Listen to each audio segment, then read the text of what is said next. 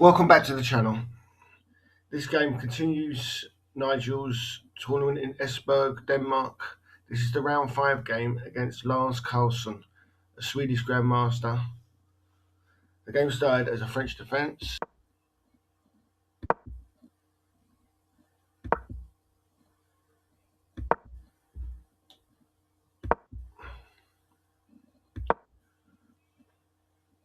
And the Tarrasch.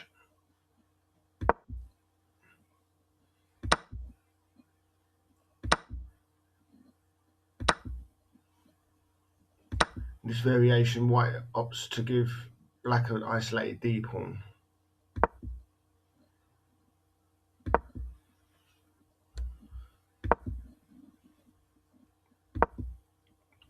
A slightly weird move from black. Normally queen to e7 is more normal in this position.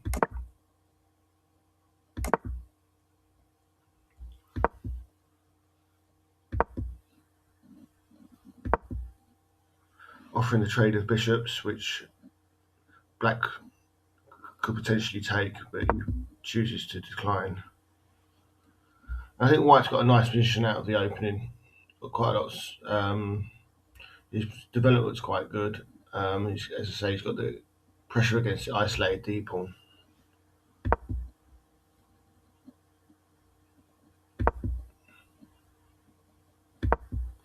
Just preventing bishop g4.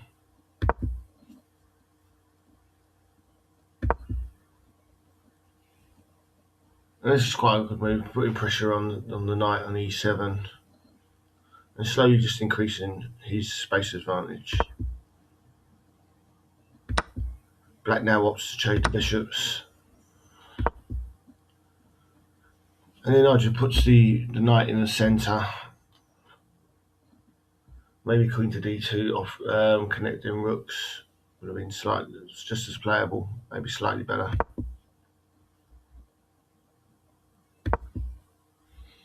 With the idea of queen to d3 and obviously an attack on the h7 square.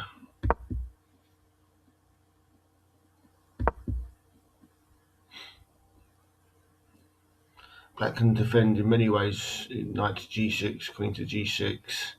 He chooses g6, which looks slightly weakening. And White just continues to complete his development.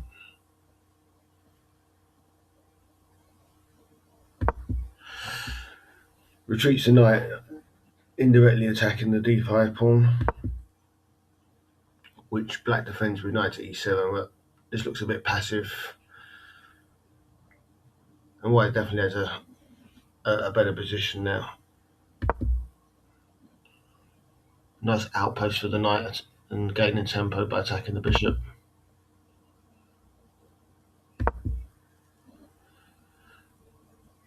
And this threatens g4 to attack the pinned knight.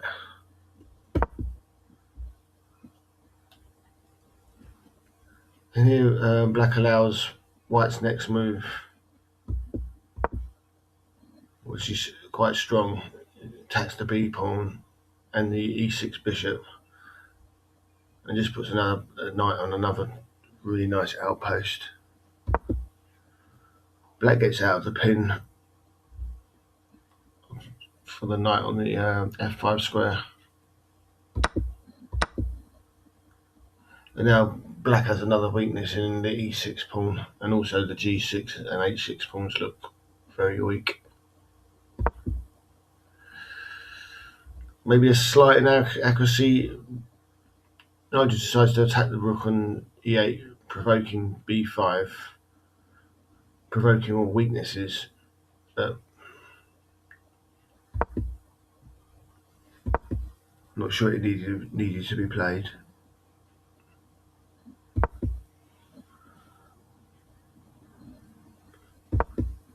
Here Nigel retreats instead of playing queen to g4, which may have been slightly better, trading the queens.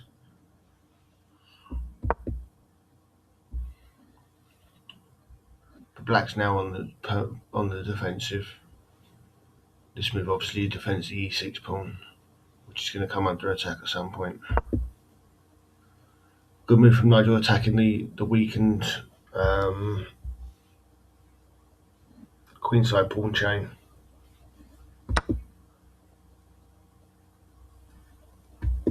And here Nigel takes the pawn back on at a6, but a stronger continuation would have been rook to d4, which gains the tempo by threatening rook to g4, threatening the queen, and then does allow him to pick up the a pawn, and with massive pressure on the a6 pawn. But Nigel just takes the pawn, and this does allow black to defend the a pawn.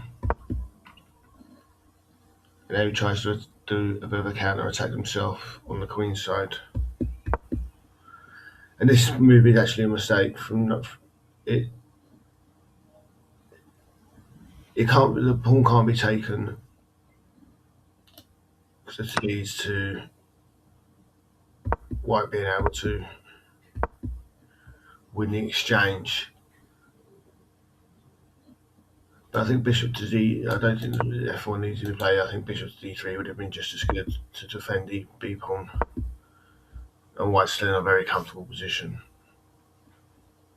But Nigel played f4. There's only one move that black can play really, which is queen to g3, which he doesn't play. He plays queen to h4. But if he plays queen to g3, I think he's actually alright after this sort of variation where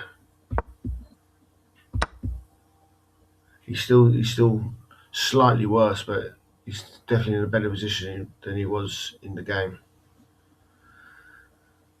So Nigel got a bit lucky in the fact that he played the wrong queen move in queen to h4, because this does allow white to pick up the g6 pawn. And now obviously if the trade goes ahead with knight takes g6, white's now threatening knight to d7,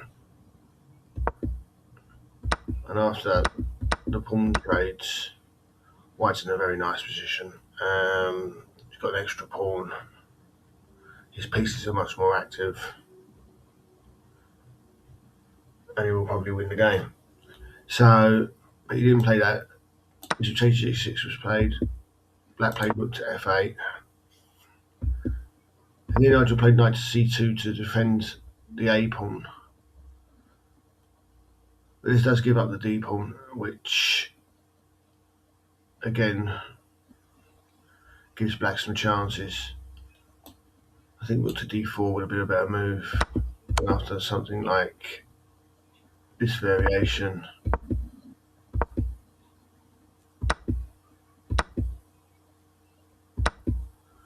White's in a much better position and will probably win the game. Again, he's still got the extra pawn, pieces are much more active.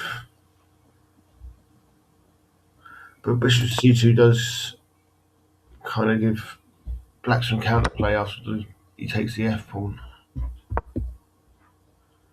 Nigel pursues the threat of queen to h7 again,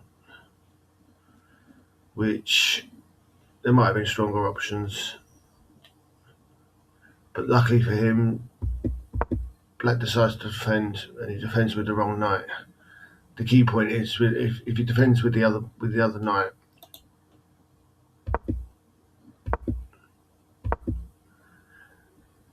the knight to g4 move isn't so critical, as the e pawn is still defended by the g7 knight. Whereas in the game, the g7 knight moves to f5, and now knight to g4 is very strong because the e pawn is under attack. Black decides to kick the knight, but Nigel can simply, well, not ignore it. He can play knight to h6 check, which is very strong because obviously if the knight's taken, then queen to h7 check is very strong and winning the game.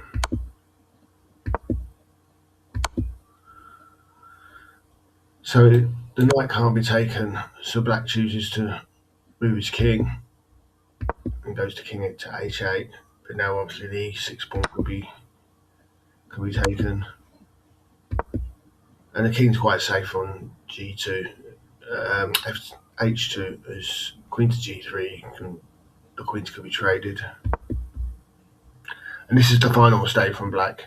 This actually loses material after rook takes, pawn takes, queen takes.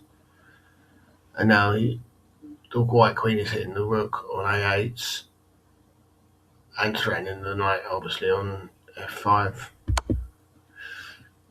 Black throws in a token check, but after king to h1, he must be losing material. He must lose at least the knight. In this position, Karlsson resigned. So another good victory for Nigel, who's after a bad start was having a very good tournament and moving up the leaderboard. Thanks for watching. Hope you enjoyed the game. Please like and subscribe.